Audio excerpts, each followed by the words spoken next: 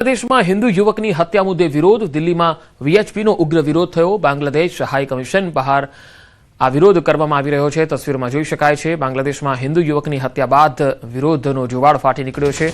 દિલ્હીમાં પણ વીએચપીનો ઉગ્ર વિરોધ જોવા મળ્યો. બાંગ્લાદેશ હાઈ કમિશનની કચેરી બહાર વીએચપીના કાર્યકર્તાઓ મોટી સંખ્યામાં એકત્ર થયા અને વિરોધ નોંધાવ્યો. બાંગ્લાદેશમાં જે રીતે હિન્દુઓની સામે અત્યાચારો થઈ રહ્યા છે, સાથે સાથે ઘણા બધા જે લઘુમતીમાં હિન્દુઓ છે ત્યાં તેમની પર જે અત્યાચાર થઈ રહ્યો છે તેને લઈને વીએચપી હવે મેદાનમાં ઉતર્યું છે અને દિલ્હી સ્થિત જે બાંગ્લાદેશ હાઈ કમિશન છે તેમના દ્વારા એક્શન લેવામાં આવે એવી માગણી સાથે તેમણે દેખાવો કર્યા.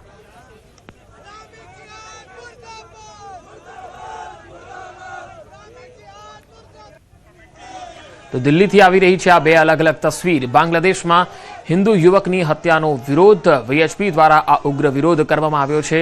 બાંગ્લાદેશમાં લગાતાર નવી યુનુસ સરકાર આવી છે ત્યારબાદથી જ તમે જોઈ શકો છો કે મોટા ભાગના લગભગ મહિનાઓ અત્યાર સુધી ગયા છે તેમાં આ કાર્યકાળ દરમિયાન હિન્દુઓ પર અત્યાચારો ખૂબ થઈ રહ્યા છે.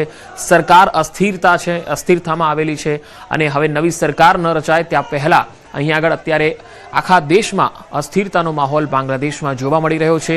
હિન્દુઓ તરફ ધૃણાની દ્રષ્ટિથી ત્યાંના લોકો જે છે અત્યાચાર કરી રહ્યા છે. તેમાં એક યુવકનું જે મૃત્યુ થયું છે તેને લઈને વધુ વિવાદ થઈ રહ્યો છે.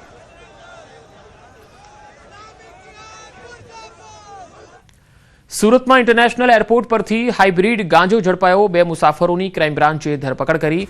6.18 કરોડની કિંમતનો 17.700 કિલો હાઇબ્રિડ ગાંજો ઝડપાયો છે. વિદેશથી ગાંજો લઈ સુરત એરપોર્ટ પર ઉતર્યા હતા. તો 6 કરોડનો આ હાઇબ્રિડ ગાંજો છે. 2 મુસાફરોની ક્રાઇમ બ્રાન્ચે ધરપકડ કરી લીધી છે. 17.700 કિલો હાઇબ્રિડ ગાંજો છે. મુખ્યમંત્રી ભૂપેન્દ્ર પટેલે ગાંધીનગર ખાતેથી રાજ્ય સ્તરીય ક્રાઇમ કોન્ફરન્સનો શુભારંભ કરાવ્યો. 2 દિવસ સુધી ચાલશે આ કોન્ફરન્સ. બેસ્ટ પ્રેક્ટિસના વિવિધ મોડલ પ્રસ્તુત કરાશે. રાષ્ટ્રીય સુરક્ષા, સાયબર ક્રાઇમ, ડ્રગ્સ સામે ઝીરો ટોલરન્સની વ્યૂહરચના સંદર્ભે વિગતવાર ચર્ચા થશે. વિકસિત ભારત 2047માં ગુજરાત પોલીસની ભૂમિકા સંદર્ભે પણ ચર્ચા થશે. નાયબ મુખ્યમંત્રી હર્ષ સંઘવી પણ ઉપસ્થિત છે. પોલીસ ઉચ્ચ અધિકારીઓ અને જિલ્લા પોલીસના વડાઓ પણ ઉપસ્થિત રહ્યા છે.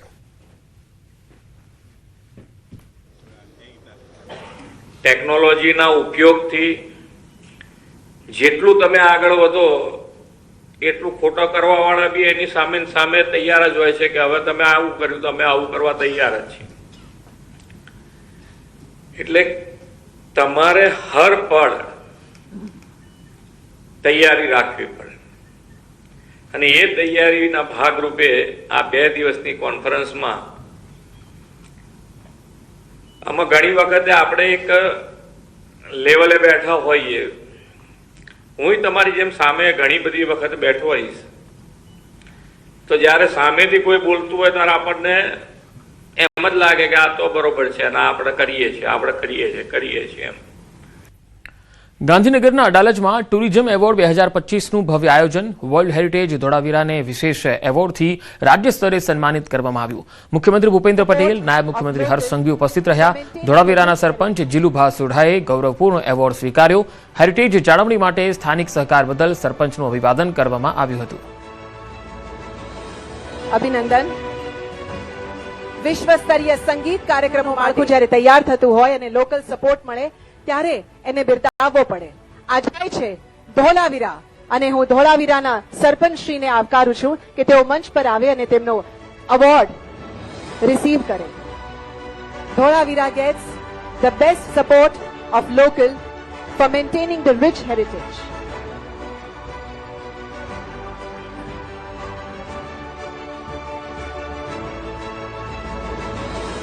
અભિનંદન. જામનગરમાં 3 દિવસીય સશક્ત નારી મેળાનું આયોજન થયું, જેને કેબિનેટ મંત્રી અર્જુન મોઢવાડિયા દ્વારા ખુલ્લો મૂકવામાં આવ્યો. જામનગર મહાનગરપાલિકાના ગ્રાઉન્ડમાં 3 દિવસ સુધી 100 જેટલા સ્ટોલ પર હેન્ડીક્રાફ્ટ, લીપણ આર્ટ, હસ્તકળા, ગૃહ સુશોભન, ઓર્ગેનિક પ્રોડક્ટ સહિતની વસ્તુઓનું પ્રદર્શન અને વેચાણ કરવા માટેની શરૂઆત કરાઈ.